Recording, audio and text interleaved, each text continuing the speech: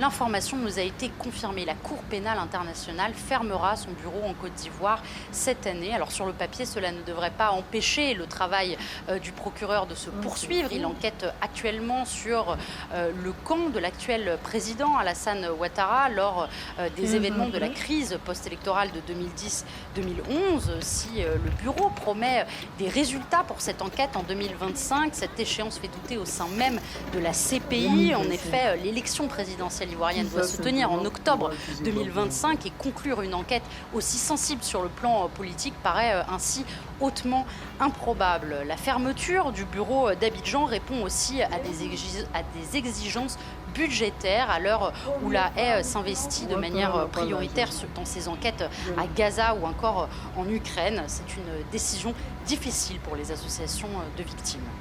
La présence donc de la CPI en Côte d'Ivoire à travers son bureau était pour nous un élément qui démontrait justement le sérieux et le suivi de cette procédure-là.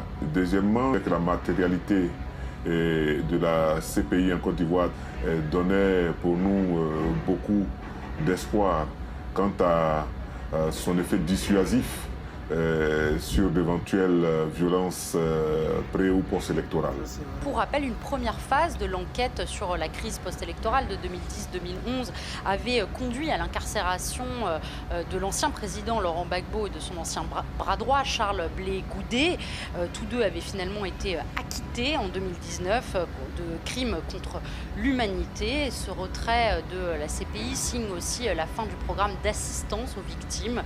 La Cour souligne néanmoins que ce programme aura permis de réparer le préjudice pour au moins 8000 d'entre elles. Les amis, ouais, l'arnaque politique que les gens sont en train de nous faire. Ça, c'est une arnaque réelle, en direct, oui, qui vont arrêter de dédommager plus de 8000 personnes. Donc, si vous n'avez pas fermé le dossier dans ce cas-là, pourquoi vous arrêtez de dédommager ces personnes-là? Oui. Si vous allez continuer jusqu'en 2025, en 2025, il y aura des élections. Le vrai point là, c'est de ramener encore le guide président Gbagbo Noura à la CPI. Le vrai point, c'est ça. Sinon, il n'y a rien. Vous ne pouvez pas prendre le président Gbagbo Noura, le mettre en prison pendant 10 ans. Et 15 ans après, dire aux Ivoiriens, aux Africains qui se posent des questions, que non, c'est en 2025 que vous allez pouvoir rendre le verdict du prochain camp. Mais au moins, commencer à émettre des mandats contre eux.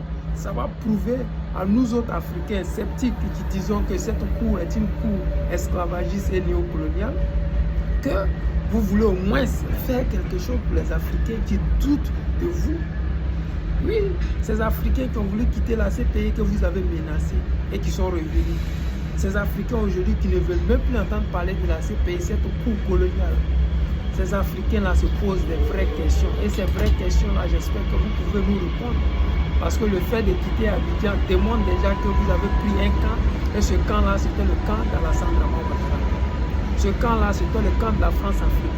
Vous démontrez aux yeux du monde entier que vous, là, vous émettez des mandats en fonction des adversaires politiques ou des dirigeants qui sont au pouvoir, qui dérangent, comment on dit, qui dérangent le bien, qui dérange le business des Occidentaux en Afrique. Parce que quand vous émettez un mandat d'arrêt contre Vladimir Poutine, ça démontre que c'est de la forfaiture. Parce que nous voyons ici en Israël, il n'y a pas de mandat d'arrêt contre ce qui se passe actuellement à Gaza. Nous voyons ça. En 2010, je crois bien, pour ne pas dire, en 2020, Dramane Ouattara a fait plus de 80 morts. Il n'y a pas eu de mandat contre lui.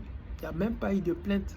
Alors que pour soi-disant, cette femme d'Abobo, vous avez mis des mandats contre le guide président Laurent Gbagbo. Cette cour coloniale, esclavagiste. J'espère bien que nous allons pouvoir démanteler ça en 2025. Comme vous nous avez donné rendez-vous en 2025, donc on prend rendez-vous pour 2025. Les amis, c'était le président Lota. Je vous dis toujours merci de partager mes vidéos massivement. Ça fait plaisir de voir ces vidéos partout sur toutes les plateformes, dans le groupe WhatsApp et tout ça.